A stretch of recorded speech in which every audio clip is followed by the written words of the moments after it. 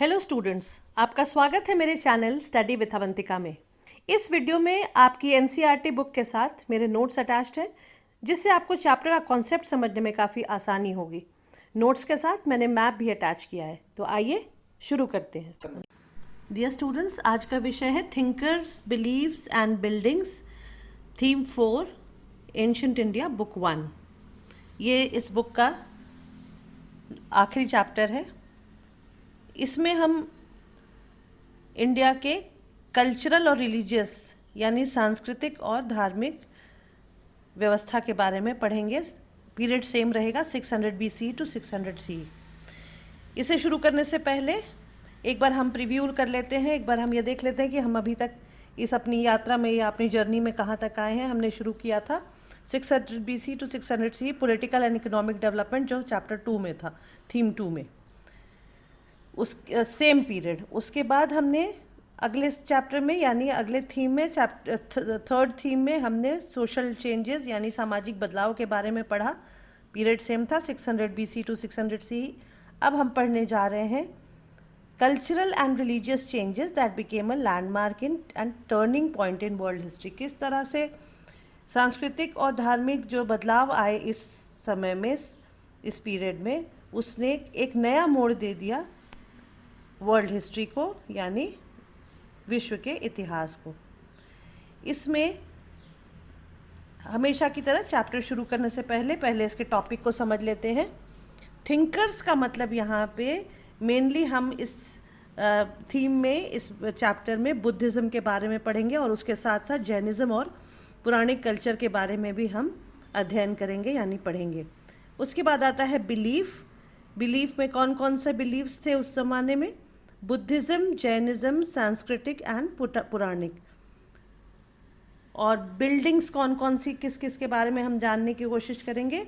सबसे पहले स्तूपास के बारे में पढ़ेंगे, जो बुद्धिस्ट रेलिक्स के लिए जाना जाता था, यानी उसके अवशेषों को रखने के लिए जाना जाता था। उसके बाद मंदिरों के बारे में पढ़ेंगे और इनसे रिलेटेड और जो स्ट्रक्चर्स थे, स्टैच्यूज़ थे, स्कल्पचर थे, यानी गौतम बुद्ध का था, महावीर का, या और मंदिरों में जो मूर्तियाँ मिली हैं उनके बारे में पढ़ेंगे। तो मेनली हम रिलीजन के साथ साथ कल्चर के बारे में भी जानेंगे। इंडिया का कल्चर उस समय कैसा था, उस यहाँ की संस्कृति कैसी थी। कौन सा पीरियड है, एक बार फिर रिपीट करती हूँ, 600 BC टू 600 CE। हमारा जो मेजर फोकस रहेगा वो इस चैप्टर में विचारकों और दार्शनिकों यानी फिलोसोफर्स, थिंकर्स एंड फिलोसोफर्स के ऊपर रहेगा और उनके नज़रिए से जो उन्होंने कोशिश करी दुनिया को जानने की, इस जन्म, अगले जन्म, या जो भी वो जानना चाहते थे उसके बारे में पढ़ेंगे। उसके बाद उनके आइडियाज़ किस किस तरह से हमें पढ़ने को या जानने को मिले वो पढ़ेंगे। यानी सबसे पहले मौखिक तरीके से यानी ओरल उनका जो कंपाइलेशन था या रिटन कंपाइलेशन था, या आर्किटेक्चर जो था, जैसे मॉन्यूमेंट्स, बिल्डिंग्स या स्टैच्यूज़ थे, और स्कल्पचर यानी अगेन स्टैच्यू जो थे, ये इन सब के बारे में, इन चीज़ों के थ्रू हमें उनके आइडियाज़ का पता चला, उनके विचारों के बारे में हम जान पाए और किस तरह से जो सार्वजनिक जीवन में यानी जो कॉमन पीपल थे उनके ऊपर इन सब चीज़ों का प्रभाव पड़ा, इफ़ेक्ट आया उनके ऊपर। और इन सब को फिर जानने के लिए हम जो सोर्सेज ऑफ हिस्ट्री को यूज़ करेंगे वो हैं बुद्धिस्ट, जैन और ब्राह्मणिकल टेक्स्ट जो है, यानी पुराणिक, हमारे पुराण जो थे, या धर्मशास्त्र, धर्मसूत्रास थे, या बुद्धिस्ट स्ट्रक्चर जिसके बारे में हमने पिछले चैप्टर में भी पढ़ा था, त्रिपिटका। जैनिस्ट कल्चर, जैनिज़ का जो टेक्स्ट रहा होगा उसके बारे में। उसके बाद मटेरियल रिमेन्स, जैसा मैंने आपको बिल्डिंग्स के बारे में बताया, मॉन्यूमेंट्स, इंस्क्रिप्शन यानी जो लिखा हुआ हमें मिला है, शिलालेख आदि। उसके अलावा स्कल्पचर्स यानी मूर्तियाँ जो मिले हैं। और मॉन्यूमेंट्स में हमारा फोकस रहेगा सांची स्तूप पे। सांची एक जगह है मध्य प्रदेश में, झांसी के पास। अगर हम दिल्ली से भोपाल की तरफ जाए तो रास्ते में पड़ता है, और वहाँ पे जो स्तूप मिला है उसके बारे में, बुद्धिज़्म के बारे में जानने में काफ़ी आसानी हुई, जो बाद में जो हिस्टोरियंस हुए। इसका मतलब है कि हमारा जो केस स्टडी होगा वो सांची स्तूप पे होगा। और सांची स्तूप के बारे में हम क्या क्या जानने की कोशिश करेंगे, इसकी डिस्कवरी यानी इसको किस कब इसको खोजा गया, इसको इसके बारे में पता किया गया, या इसको प्रिजर्व कैसे किया गया यानी इसको बचाया कैसे गया, इतना पुराना स्ट्रक्चर था, उसको बचाने में किन किन लोगों का सबसे ज़्यादा कंट्रीब्यूशन रहा है, किसने उसको बनाया था, फिर क्यों बनवाया था, उसके बाद सांची स्तूप जो है उसने किस धर्म को, किस आइडिया को, किस तरह के लोगों को के बारे में उसको इफ़ेक्ट किया या उनके आइडियाज़ को रिफ्लेक्ट करता है। और फाइनली हम इन सब को जब समझ चुके होंगे तो हम टीचिंग्स ऑफ बुद्धा के बारे में भी जानेंगे, यानी बुद्ध जो थे, गौतम बुद्ध या जिनका नाम सिद्धार्थ था, उनके विचारों के बारे में हमें पढ़ने में आसानी होगी। शुरू करते हैं हम जॉन मार्शल से। 19वीं सेंचुरी में जब ब्रिटिश राज के अंडर में था इंडिया, तो उस समय जॉन मार्शल नाम के एक हिस्टोरियन थे, आर्कियोलॉजिस्ट थे, जिनको इंटरेस्ट हुआ स्तूपा के बारे में जानने का, सांची स्तूप के बारे में जानने का। भोपाल में नवाब शाह, उस समय भोपाल में जो नवाब थे वो विमेन या बेगम थी जिनका नाम शाहजहां बेगम था, और उनके बाद जो हुई उनका नाम सुल्तान जहां बेगम था। और इन दोनों का बहुत बड़ा कंट्रीब्यूशन माना जाता है, इन दोनों का सांची स्तूप को प्रिजर्व करने में। अब एक बार जान लेते हैं कि सांची स्तूप प्रिजर्व कैसे हुआ। शाहजहां बेगम और सुल्तान जहां बेगम का सबसे बड़ा कंट्रीब्यूशन था कि उन्होंने फंड किया था प्रिजर्वेशन के लिए, उसको संभालने के लिए या बचाने के लिए जो पैसे लगने थे वो इन दोनों बेगमों ने किया था। उन्होंने म्यूज़ियम को भी फंड किया था, म्यूज़ियम के, और जो गेस्ट हाउस जहाँ जॉन मार्शल ने बैठ के किताब लिखी थी या पूरा ब्यौरा दिया था सांची स्तूप के बारे में, उसमें भी उसका भी जो देख रेख था सब उन्हीं के अंडर में, नवाबों के अंडर में था। और उसके म्यूज़ियम का जो मटेरियल जो आके वहाँ पे प्रिजर्व हुआ, उन सब के जितनी भी फंडिंग थी सारी इन दोनों बेगमों ने किया। उसके बाद जब किताब लिखी जा चुकी थी, उसके बाद उनको छपवाया गया, तो पब्लिकेशन में जितना भी पैसा लगा और जो वॉल्यूम्स में पैसा लगा उसको भी इन दोनों बेगमों ने, शाहजहां बेगम और सुल्तान जहां बेगम ने फंड किया था। ये कुछ तरीके थे जिसमें कंट्रीब्यूशन इनका माना जाता है। एक और रीज़न था जिस वजह से सांची स्तूप को बचाया जा सका, वो सांची स्तूप का अपना गुड लक था, यानी खुद शायद अच्छी किस्मत थी सांची स्तूप की कि वो रेलवे के जो कॉन्ट्रैक्टर्स थे उनकी नज़रों से बच सका, बिल्डर्स के नज़रों से बच गया क्योंकि वो जंगल के बीच में छुपा हुआ था। और जो यूरोपियंस, खास करके जो फ्रेंच थे, जो ले जाना फ्रांसीसी जो थे, वो उसके ईस्टर्न गेटवे को उठा के ले जाना चाहते थे। 4 गेटवेज है स्तूपा में, आगे हम जाके पढ़ेंगे। उसमें जो ईस्टर्न गेटवे था, जो पूर्वी जो उसका गेटवे था या दरवाज़ा था, उसको उठा के ले जाना चाहते थे, लेकिन वो इतना भारी था कि उठा के नहीं ले जा सके। और उसके बाद उसकी रिप्लिका जो प्लास्टर ऑफ पेरिस से उन्होंने बनवाई थी, उसी से वो खुश हुए और वो ले गए। और बाद में लॉन्ग रन में इसको रिस्टोर करने में जो बहुत बड़ा हाथ था वो आर्कियोलॉजिकल सर्वे ऑफ इंडिया या ASI का रहा है। तो ये हमने 4 और एक 5 रीजंस हमने देखे किस तरह से how the Sanchi stupa was preserved. अगर आप फिगर 4.2 देखें तो उसमें आप देखेंगे the name of Alexander Cunningham is also mention by Shahjahan Begum. उसे आपको ध्यान से पढ़ना है, यानी शाहजहां बेगम ने उन सब लोगों को एक तरह से थैंक्स दिया था जिन लोगों ने हेल्प किया था इसको, सांची के स्तूप को प्रिजर्व करने में। पेज 84 पर एक क्वेश्चन देख लीजिए डिस्कस का, इसमें और फिगर 4.3 में देख लीजिए, we see the complex of structure, a large mound and other monuments including a temple built in 5th century common era. ये पूरा कॉम्प्लेक्स को हम देखते हैं। Along with the above fact, Shahjahan Begum also describe the ancient gateway, the effort of Alexander Cunningham like deciphering the inscription etcetera, making drawings etcetera. तो जो figure 4.2 और 4.3 की हम बात कर रहे थे उसमें बाकायदे इन्होंने शाहजहां बेगम ने धन्यवाद दिया अलेक्जेंडर कनिंघम को कि उन्होंने इंस्क्रिप्शन को जो वो पाए गए थे वहाँ पे उनको डेसिफर किया था। अब एक बार बैकग्राउंड की तरफ चलते हैं। ये तो इंट्रोडक्शन आपका हो गया और केस स्टडी में हमने एक पार्ट पढ़ लिया, प्रिजर्वेशन ऑफ स्तूपा। अब हम बैकग्राउंड देखते हैं, स्तूपा आखिर किसके लिए बना था या किस रिलीजन को ये शो करता है या प्रदर्शित करता है। तो बैकग्राउंड में हम बुद्धिज़्म के थोड़ा और पहले जाके देखते हैं। Before exploring further let's find out the mood off first millennium BC, the turning point of world history. मैंने आपको पहले भी पिछले चैप्टर्स में बताया था कि ये क्वेश्चन रिपीट होगा, the why 6th century BC became the turning point in Indian history. तो पॉलिटिकल इकोनॉमिक हमने देख लिया, उसके बाद हमने सोशल देख लिया, अब देखते हैं कल्चरल और रिलीजन के हिसाब से क्यों ये टर्निंग पॉइंट कहलाया। इसलिए कि इस समय other than Buddhism and Jainism में गौतम बुद्ध और महावीर जैसे थिंकर्स जो हुए थे, अदर देन दैट वर्ल्ड में भी बहुत सारे थिंकर्स इसी कंटेम्प्रेरी इसी समय हुए थे। जैसे ईरान में जो थिंकर हुए थे उनका नाम था ज़राथुस्त्रा, फिर चाइना में कॉन्गजी हुए, फिर ग्रीस में सोक्रेटिस, प्लेटो एंड एरिस्टोटल का नाम हम पढ़ते हैं, और इंडिया में बुद्ध का और महावीर का। और इन लोगों सबके दिमाग में क्या चलता था या क्या ये एक्सप्लोर करने की कोशिश कर रहे थे।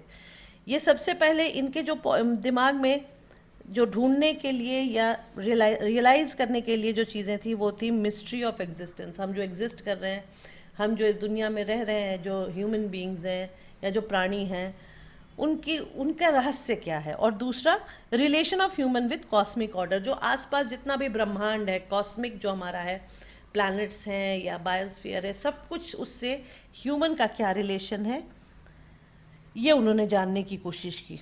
एक और चीज़ उन्होंने जानने की कोशिश की कि न्यू किंगडम्स, सिटीज़ जो सेकंड चैप्टर में हम पढ़ चुके हैं, वो जो डेवलप हो रहे थे या जो social and economic life change हो रही थी, उसका भी कारण इन लोगों ने कहीं ना कहीं जानने की कोशिश करी। और ये कहाँ हो रहा था? गंगा वैली में, इंडिया में। अब हम जैसे हमने बैकग्राउंड में शुरू किया कि बिफोर बुद्धिज़्म क्या एग्जिस्ट कर रहा था इंडिया में। इंडिया में बिफोर बुद्धिज़्म, और पहले भी हमने दोनों चैप्टर्स में देखा, यहाँ पे भी देखते हैं, Rigveda was compiled 1500 to 1000 BCE। इसको वैदिक ट्रेडिशन कहा गया। इसमें क्या था? ऋग्वेद में हिम्स इन प्रेज ऑफ अग्नि, इंद्र एंड सोम। ये ओल्ड गॉड्स इनको हम एक तरह से कह सकते हैं, ऋग्वैदिक भगवान कह सकते हैं, जिसमें अग्नि, इंद्र और सोम की पूजा होती थी इनका। उसके बाद यज्ञ किए जाते थे, सैक्रिफाइसेस किए जाते थे और चैंटिंग की जाती थी, मंत्रोच्चारण होता था, यज्ञ होते थे जैसे राजसूय और अश्वमेध यज्ञ। और क्यों किए जाते थे? उसके यज्ञ करने के कारण थे गुड हेल्थ, बेटों के लिए, कैटल के लिए और लंबी ज़िंदगी के लिए, यानी लॉन्ग लाइफ के लिए। मेनली यही कारण होते थे जो भी यज्ञ करवाए जाते थे। थोड़ा और आगे जब पीरियड आया 1000 to 500 BC, उस समय सैक्रिफाइसेस जो थी या यज्ञ जो वो कलेक्टिव होने लगे। हेड ऑफ हाउस होल्ड जो होता था, गृहपति जिसको हमने जिसके बारे में पढ़ा है, वो अपने फैमिली के लिए और अपने लोगों के लिए और अपने क्लैन के लिए या अपने पूरे ख़ानदान के लिए, अपने आसपास के वेलबींग के लिए करता था, अच्छे के लिए करता था। अब एग्जाम्पल ऑफ सैक्रिफाइसेस जो मैं पहले भी बताती आई हूँ वो है राजसूय और अश्वमेध। और इसमें क्या होता था? बहुत एलैबोरेट होता था, बहुत बढ़ा चढ़ा के इसको किया जाता था। जो चीफ होते थे क्लैन के या किंग जो किंगडम के होते थे, उनके वो ब्राह्मणों के साथ मिलके ये यज्ञ किया करते थे। इसमें खास करके जो अश्वमेध यज्ञ था उसमें घोड़ा छोड़ा जाता था। वो घोड़ा जहाँ जितनी दूर तक जाता था वो लैंड उस राजा के अंडर में आ जाता था, और जो उसको चैलेंज करता था उससे राजा वॉर करता था, युद्ध करता था और उससे ज़मीन जीतने की कोशिश करता था। तो यही बेसिकली था to extend their limits and their land. इस समय जो सबसे ज़्यादा हॉटली डिबेटेड इश्यूज थे, पहले भी हमने किया, एक बार और देख लेते हैं। जो उपनिषद में था वो क्या था? 600 BC ऑनवर्ड्स का जो पीरियड था, उसमें मीनिंग ऑफ लाइफ, लाइफ का या जिंदगी का क्या मतलब है, लाइफ आफ्टर डेथ, मृत्यु के बाद क्या जिंदगी होती है या नहीं होती। उसके बाद कर्म के हिसाब से रीबर्थ है या कोई और बात कारण है, यानी was rebirth due to karma, that is past action, जैसे आप कर्म करेंगे वैसा ही आपको आगे मिलेगा, ऐसा कुछ था क्या? तो ये तीन चीज़ें सबसे हॉटली डिबेटेड इश्यूज थे, meaning of life, life after death and was rebirth due to karma. और जो थिंकर्स थे उस समय वो क्या डिबेट करते थे? Nature of ultimate reality. और वैदिक ट्रेडिशन के बाहर जो था वो था question, was there a single ultimate reality? क्या जो परम ब्रह्म है या अल्टीमेट जो रियलिटी है वो क्या एक ही है या अलग अलग है? ये सब के बारे में डिबेट्स होते थे। और आउटसाइड वैदिक ट्रेडिशन में जो सबसे पॉपुलर ट्रेडिशन हुआ है वो है बुद्धिस्ट ट्रेडिशन। बुद्धिस्ट ट्रेडिशन में जो स्कूल ऑफ थॉट यानी जो अलग अलग संप्रदाय थे वो थे 64, और जो इनके टीचर्स थे वो जगह जगह घूम घूम के अपने फिलॉसफी को या अपने आइडियाज़ को फैलाया करते थे, स्प्रेड किया करते थे। जिस जगह बैठ के वो डिबेट करते थे उसको कुटाग्रहशाला कहा जाता था, और वो हट होता था या वो कुटिया सी होती थी जो पॉइंटेड रूफ की होती थी, जहाँ सारे डिबेट्स होते थे। और एक जगह बैठते थे पेड़ों के झुंड के बीच में, जिनको ग्रूव कहा जाता है। और उसमें इनका नियम था कि आपस में सबके सारे जितने भी स्कूल ऑफ थॉट थे उनके डिबेट्स होते थे, और जो भी जीतता था उसको सब फॉलो करना शुरू कर देते थे। He had more followers. इनमें जो टीचर्स हुए हैं इनमें महावीर, जिनको जैनिज़्म को के शुरुआत करने वाला माना जाता है, और बुद्ध हुए जिन्होंने बुद्धिज़्म की शुरुआत करी। इनका भी था एक सबसे बड़ा जो क्वेश्चन था, उनको वेद के वैलिडिटी पे इन्होंने क्वेश्चन किया, यानी वेद कहाँ तक सच है या नहीं है, इसके बारे में उन्होंने सबसे पहले क्वेश्चन किया। उसके बाद इन्होंने इंडिविजुअल एफर्ट के ऊपर ज़्यादा जोर दिया, और एफर्ट टू अटेन लिबरेशन में जितना मेरिट होता है उस हिसाब से कुछ भी अचीव किया जा सकता है, ये उनका बेसिक आइडिया था। और दूसरा उनका जो आइडिया था वो था individuals existence was not pre determined. वैदिक सिस्टम की तरह वो कभी भी जो इंडिविजुअल का होना या किसी इंसान का होना प्री डिटर्मिन्ड नहीं था, पहले से डिसाइडेड नहीं था, उसका न बर्थ न जेंडर, बल्कि उसके अपने अपने जो टास्क्स होते थे या मेरिट होती थी उसके ऊपर डिसाइड होता था। तो बेसिक आइडिया इनका ये था जो वैदिक आइडिया से अलग था। अब बुद्धिस्ट टेक्स्ट के बारे में अगर हम देखें तो गौतम बुद्ध जो थे वो ओरली अपना प्रीचिंग करते थे या अपने उपदेश देते थे या लोगों को बताते थे। डिस्कशंस और डिबेट्स उनका मेन आइडिया होता था, लोगों से डिस्कस करते थे, डिबेट भी करते थे और आइडियाज़ को कन्विंस करने की कोशिश करते थे। उनके डेथ के बाद, उनके निर्वाण के बाद जो पीरियड था 5th century to 4th century BC, उनके जो आइडियाज़ को या उनके थॉट्स को उनके जो फॉलोअर्स थे उन्होंने कंपाइल किया, उन्होंने एक उसको काउंसिल ऑफ एल्डर्स कहा जाता था। जो उनके फॉलोअर्स थे उन्होंने बिहार में वैशाली नाम की एक जगह है, वहाँ पे बैठ के जो सीनियर मंक्स थे इनके, उन्होंने उसको कंपाइल किया, उनको किताब का शेप दिया जिसको त्रिपिताका कहा गया। सो बुद्धिस्ट आइडिया की बुक को कहा जाता है त्रिपिताका। त्रिपिताका का मतलब है 3 बास्केट ऑफ डिफरेंट टेक्स्ट, और इसमें अलग अलग टेक्स्ट या अलग अलग किताबें थी, पुस्तकें थी।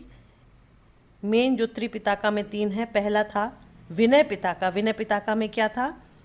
संघ जो बना के गए थे बुद्ध, संघ जिसमें उनके फॉलोअर्स या अनुयायी रहा करते थे, उसमें मंक्स थे, नन्स थे यानी भिक्षु और भिक्षुनीज थी, उनके रूल्स एंड रेगुलेशन को बताने के लिए विनय पिताका लिखा गया। उसके बाद सेकंड जो था टीचिंग ऑफ बुद्धा जिसमें था, जिस किताब में था, उसको सुत्त पिताका कहा गया, और या पिटक आप कहिए, पिटक भी आप कह सकते हैं। और फिलोसॉफिकल मैटर्स, जो डिबेट और डिस्कशन के मैटर्स थे, उसको लिखने में की जो किताब, उसमें जो किताब थी उसको अभिधम्म पिटक या पिताका कहा गया। तो मेनली 3 बुक्स थी, विनय पिताका, सुत्त पिताका और अभिधम्म पिताका। आप विनय पिटक, सुत्त पिटक या अभिधम्म पिटक भी कह सकते हैं इसको।